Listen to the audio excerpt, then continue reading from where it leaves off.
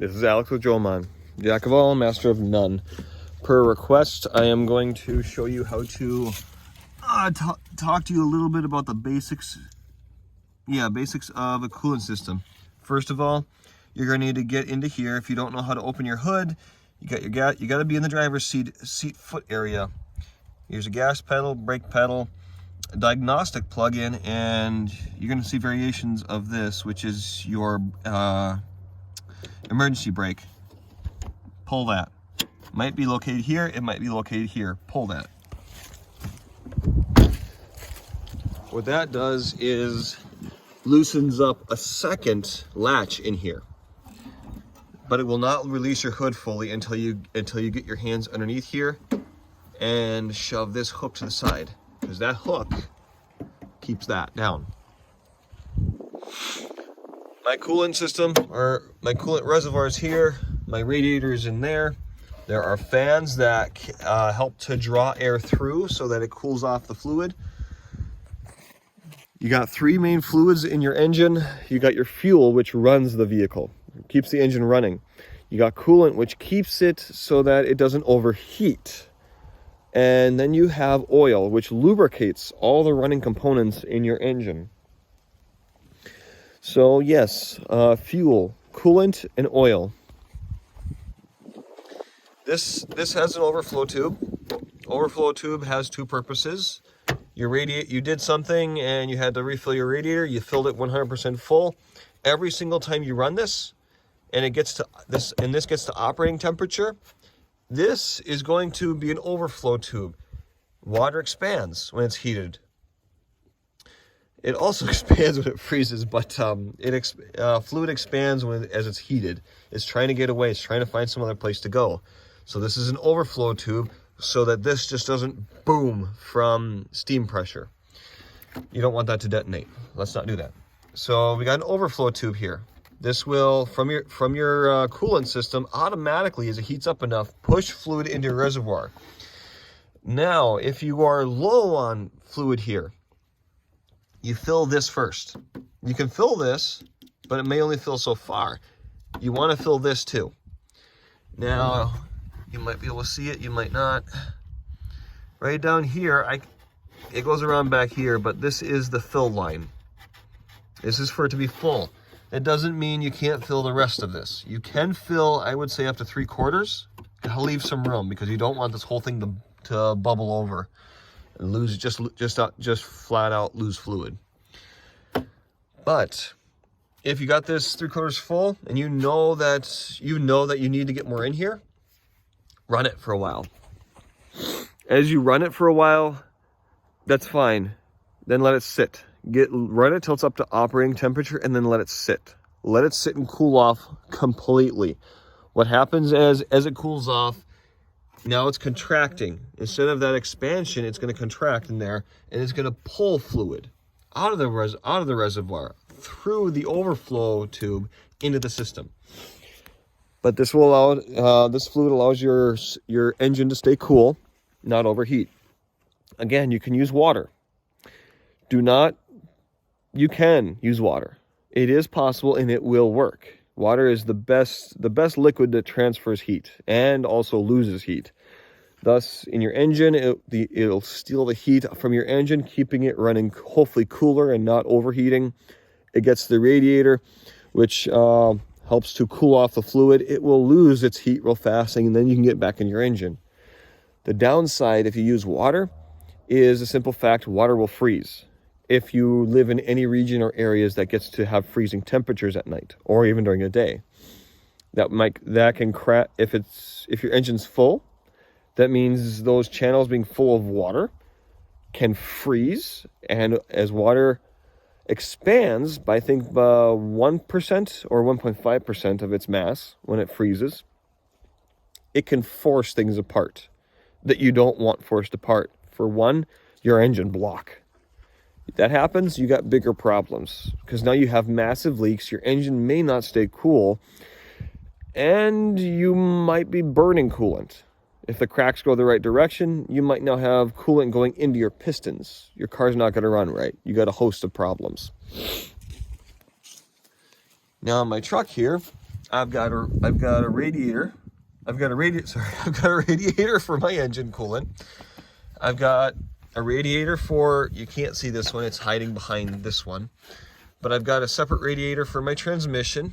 Oddly enough, this truck runs its transmission oil into the radiator, the coolant radiator, then out and then into its own separate radiator. I didn't create the system. This one is for my AC compressor to keep cool. And one I replaced last year, no, about a year and a half ago, was that little guy. I set it there because it had to be bigger. I could not get the original size. And as you can see, actually, here, I'll show you a better one. As you can see on this one right here, every single one of these little folds or bends is a tube. So if you look at that, how frequently is this tube passing completely through this again and again and again, ensuring that whatever fluid or oil goes through there gets cooled off. And you can see the same thing here. I've got four passes, and this is for my power steering. Hold on. Now, on my truck, this is my coolant reservoir. Again, got an overflow tube. This one's much shorter just because they have the reservoir right next to the radiator. This one you can see the radiator on, obviously.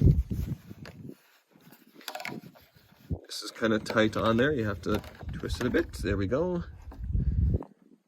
It's not brimming full, though I might need to add some myself. Now with this style, I can either add directly to the radiator or I can put it in here. The only difference is if I put it in the radiator, it will get used immediately if I put it in this way. It will not get used if I put it will not get used immediately if I put it in here. I have to run the engine to operating temperature, which is 100 some degrees, and then let it cool down. As everything will expand, which means air expands, the atmosphere in there will expand, pushing it into here. Then when I stop driving it, that atmosphere will contract, which means as it contracts, the atmosphere pressure will pull remaining fluid from my reservoir tank. Now, this has got two marks. This one right here has full on it. Now, obviously mine needs some, so I will have to get some and put it in there. The bottom divot has add. So if it literally gets down to here, I need to add. So quite obviously, it's a good thing I made this video. It helped me check out my vehicle. I need to add. And I think mine has regular green. So when I add, I can add either pre-diluted 50/50 coolant or radiator fluid. You can go that way. If you go with radiator fluid, that'll cover everything, whether it's water, nothing but water in there, or mixture.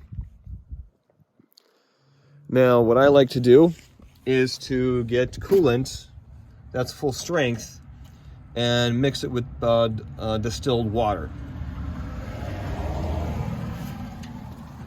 Now, what you can do in that manner is, okay, I got a gallon of radiator fluid and I have a gallon of distilled water. You can mix it yourself. Technically, pre-diluted is cheaper. Full strength is, I don't even think full strength is twice the price. And it's good, and it's suited that way because it's a few bucks to buy a gallon of distilled water.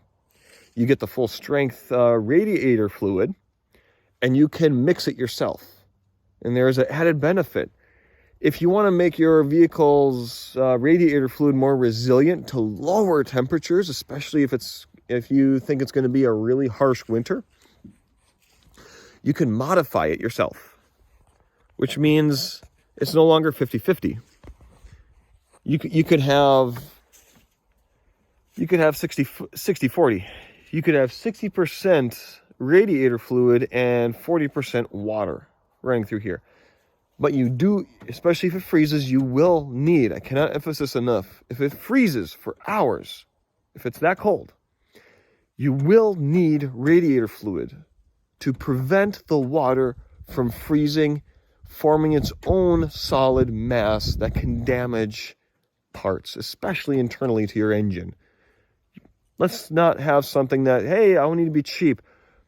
$5, fill it up, turning into what could be potentially $5,000. Because now you need a labor. You don't have a shop, you don't have the tools, you need to bring it in. You're going to have it towed there because your vehicle doesn't want to run right. But you have to have all this disconnected. You're going to have it pulled out, removed, likely replace blocks, add material, or you're going to replace it with all brand new. By that point, so many people give up. You know what? I want a brand new one. It might cost even more.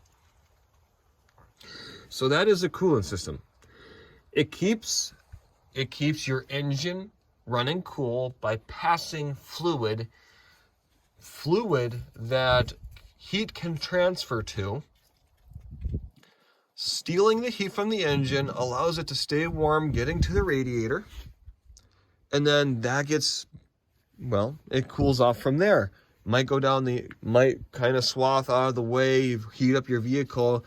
Another thing that radiator fluid does good, this is one of my heating lines. This one will feed my heater core. Heater core is just on the other side of here. There's another tube up here that comes out back into the system. Having this engine and cooling area with your heater core mixed in the dead of winter, you have this running long enough, this will help keep the driver and passengers warm. So there you go. That is maybe not entirely all just basic, might be some in-depth, but basically you want to have only so much radiator fluid in at all times, enough to go into your reservoir, because it will need to go to the reservoir as your operating temperature is reached, so that atmospheric pressure will increase, because the simple manner, when anything is heated up, it expands. Let it expand into here. As it cools down, it will take it back out. If this thing is full and you pull over, don't shut the engine off, but just open your hood and take a look. You're probably going to have more fluid in here than you had to start out with. Probably. Don't quote me on that. So they're getting better. They're getting niftier new systems lately. But then again, if you shut this off, leave it for a few hours, let it cool off completely, this might be back down to where it was before you even took your trip. So again, enjoy your day. Don't let your engine freeze, but definitely keep some radiator fluid in there. God bless, and don't stop learning.